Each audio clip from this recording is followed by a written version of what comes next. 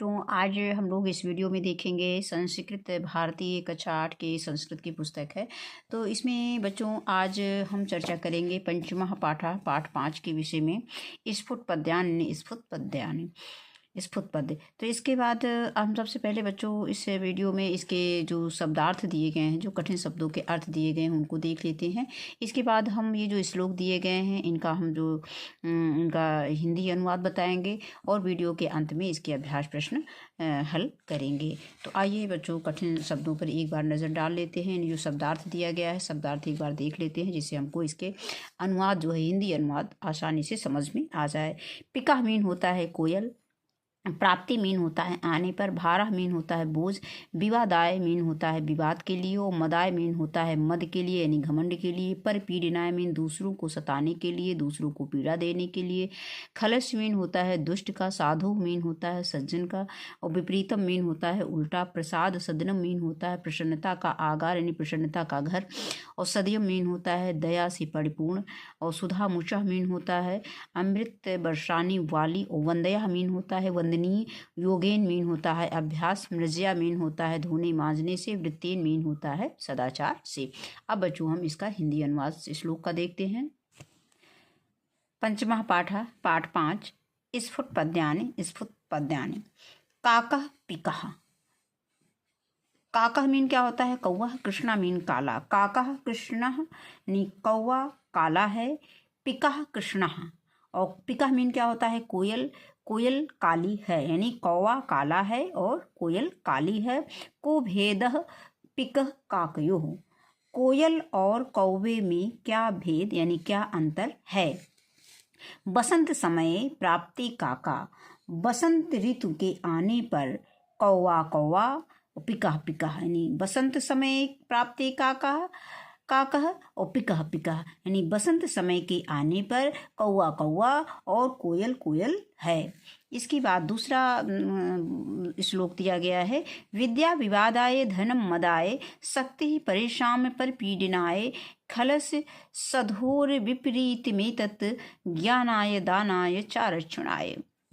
तो विद्या विवादाय यानी विद्या विवाद के लिए होती है।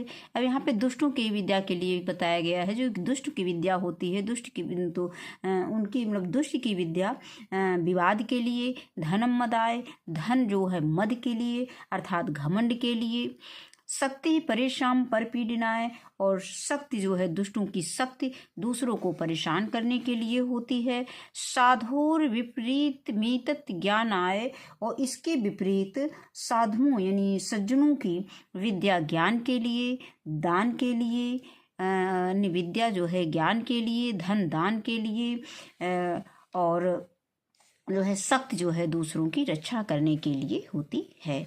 इसके बाद अगला श्लोक है। लोभात क्रोधः प्रभवति, लोभात कामः प्रजायते, लोभात मोहश्च नाशश्च, लोभः पापस्य कारणम। यानी लोभात क्रोधः, लोभ से क्रोध पैदा होता है, लोभात कामः प्रजायते और लोभ से काम अर्थात काम भावना पैदा होती है।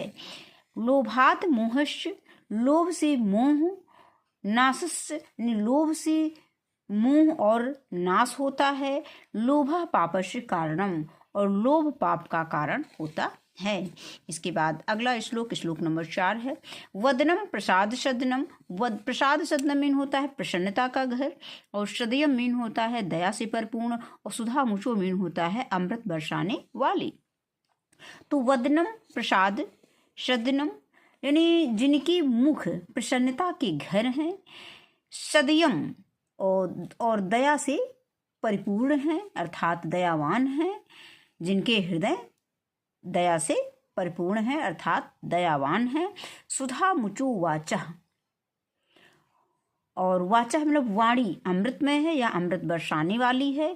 कारणम परोपकरणम, करणम परोपकरणम, ये शाम के साम नाते वंदा।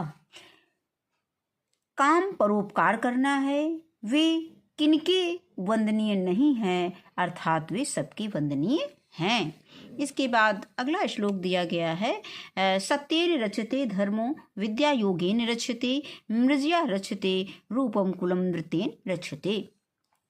तो यहाँ पे योगेन मीन होता है बच्चों अभ्यास, और मृजया मीन होता है धोने मांजने से। तो सत्येन रचते, सत्येन रचते धर्मो, सत्य से धर्म रक्षित होता है। विद्या योगेन रचते, योग से विद्या रक्षित होती है। मृजया रचते रूपम, और स्वच्छता से रूप अर्थात मांजने धोने का अर्थ अर्थात यहाँ पर स्वच्छता से लिया गया है। तो हम कह सकते हैं कि मांजने धोने अर्थात स्वच्छता से रूप रचित होता है। कुलम वृत्तेन वृत्तेन रचते, और अच्छे चरित्र से कुल रचित होता है, यानी सदाचार। वृत्तेन मीन सदाचार से अर्थात सदाचार से अर्थात अच्छे चरित्र से कुल रचित होता है। अब इसके बाद बच्चों हम इसके अभ्यास प्रश्न देखेंगे। तो अभ्यास प्रश्न में पहला प्रश्न दिया गया है कि उच्चारणम कुरुत पुस्तिकायाम च लिखत, उच्चारण करके इसे अपनी पुस्तिका यानी अपनी कॉपी में लिखना है। उच्चारण करना है और अपनी कॉपी में लिखना है। तो साधोर विपरीत में तत् रक्षणाय मोहश सुधामुचो रक्ष्यते मृजया। अब इसके बाद एक पदेन उत्तरत, तो एक पद में एक शब्द में उत्तर देना है। काक पर का दिया गया है, प्रश्न संख्या का है कि काका से क्रीदसः वर्णः भवति, तो उत्तर लिख देंगे कृष्णायनी। का कौवे का रंग कौन सा होता है, तो कौवे का रंग काला होता है, कृष्णा, कृष्णा मीन काला। और फिर खा है, प्रश्न संख्या खा है साधु विद्या किमर्थ भवति, तो उत्तर खा हो जाएगा ज्ञानाय। और इसके बाद ग यानी साधुओं की विद्या कैसी होती है, तो ज्ञान देने वाली होती है। इसके बाद गा दिया गया है लोभा कस्य कारणम, लोभ किसका कारण होता है, तो उत्तर हो जाएगा पापस्य, यानी लोभा पापस्य कारणम। अगला प्रश्न आता है प्रश्न संख्या 3 की पूर्ण वाक्येन उत्तरता, पूरे वाक्य में उत्तर देना है।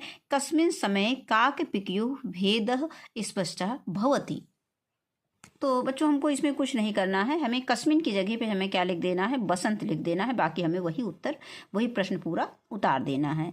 तो हम क्या लिखेंगे, कस्मिन समय काक पिकयुः वेद स्पष्टः भवति, तो उत्तर लिखेंगे कस्मिन की जगह वसंत, तो वसंत समय काक पिकायोः भेदः स्पष्टः भवति, यानी कस्मिन की जगह पर केवल वसंत लिख करके हमें वही प्रश्न उतार देना है उत्तर के लिए।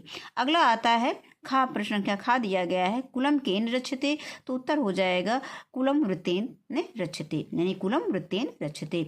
इसके बाद प्रश्न संख्या गा दिया गया है, प्रश्न संख्या 3 का गा दिया गया है लोभात किम प्रभवति, तो उत्तर हो जाएगा लोभात क्रोधः प्रभवति। इसके बाद प्रश्न संख्या 4 दिया गया है श्लोकांशान योजयत, यानी श्लोक के अंशों को हमें इसमें जोड़ना है। तो पहला दिया गया है खलश शार्धोर विपरीत मेतत, तो इसको हम किससे जोड़ेंगे, इसको हम जोड़ेंगे ज्ञानाय दानाय रच्चा रक्षणाय। यहाँ पर इसको हम इससे मिलान कर देंगे, इसको पूरा पूरा देख लेते हैं।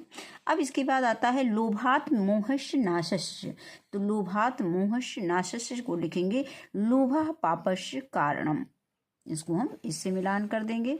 आगे आता है वदनम प्रसाद सदनम, तो इसको सदयम हृदयम सुधामुचु वाचः, इसको हम श्लोक जब पढ़ेंगे तो पढ़े हैं तो उसमें हमने देखा था, इसको हम ऐसे मिलान करना है। इसके बाद आता है मृजया रचते रूपम, तो हो जाएगा कुलम वृत्तेन रचते, तो यहाँ पे हो जाएगा कुलम वृत्तेन रचते।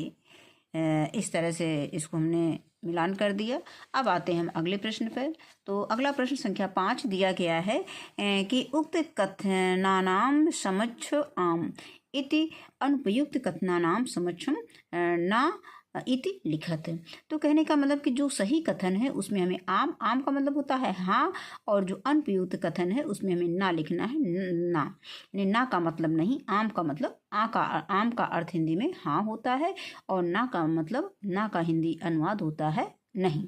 तो अब जैसे विद्या योगेन रचते, तो आम यानी हाँ, तो साधो विद्या विवादाय भवति, तो इसमें ना। इसके बाद आता है लोभः पापस्य कारणम भवति, आम। अब इसके बाद अगला प्रश्न आता है, प्रश्न संख्या 6 है कि संस्कृत भाषायाम अनुवादम कुरुत, संस्कृत भाषा में अनुवाद करना है, इसको देख लेते हैं। पहला वाक्य निका दिया गया है कि लोभ मोह और नाश का कारण होता है। तो इसमें लिखेंगे लोभः मोहस्य नाशस्य च कारणम अस्ति, च कारणम अस्ति। इसके बाद प्रश्न संख्या ख दिया गया है वाक्य कुल की रक्षा सदाचार से होती है, तो कुलम वृत्तेन रक्षते। इसके बाद गा दिया गया है साधु की शक्ति, यानी साधु की शक्ति दूसरों की रक्षा के लिए होती है, तो साधु शक्ति परेशान रक्षणाय भवति। इसके बाद घा है महापुरुषों का हृदय कोमल होता है, तो महापुरुषाणाम हृदयाः कोमलाः भवन्ति। अब आगे प्रश्न संख्या 7 आता है कि निम्नलिखित पदानाम संस्कृतस्य लघु वाक्येषु प्रयोगम कुरुतः। अब ये कुछ शब्द दिए गए हैं, पद दिए गए हैं, यानी शब्द दिए गए हैं, इनको हमें संस्कृत में अनुवाद, संस्कृत में वाक्य प्रयोग करने हैं। तो धनम दानाय भवति, सत्यम यानी सत्यम वद, और लोभा कमल लोभा पापस्य कारणम भवति। इसके बाद हृदयम दिया गया, तो हृदयम सदयाम भवेत। अब इसके बाद इसमें स्मरणीय कुछ याद रखने योग्य बातें दी गई हैं। ये संस्कृत तो किम कर्तव्यम, क्या किया जाए, यानी क्या कर्तव्य है हमारे, क्या किया जाए। किम कर्तव्यम संकट काले, संकट काल के समय क्या करें, तो धैर्य धारणम यानी धैर्य धारण करें।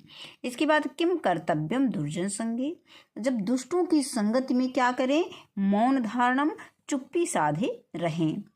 आगे आता है किम कर्तव्यम वर्षा समय, वर्षा के समय में क्या करें, तो छत्र धारणम यानी छाता धारण करें, यानी छाता लगाएं। आगे आता है किम कर्तव्यम संकट काले, संकट के समय क्या करें, तो दंड धारणम छड़ी की पकड़े, यानी छड़ी को धारण करें, दंड को धारण करें, छड़ी को पकड़ें। अब इसके बाद एक इसमें दिया गया है नास्त्युदयम समूह बंधु, यानी उद्यम के समान कोई मित्र नहीं है। ये एक श्लोक दिया गया है। और बच्चों ये पाठ हमारा यहीं पे समाप्त होता है। इस पाठ में, इस वीडियो में बस इतना ही। वीडियो देखने के लिए बहुत बहुत धन्यवाद।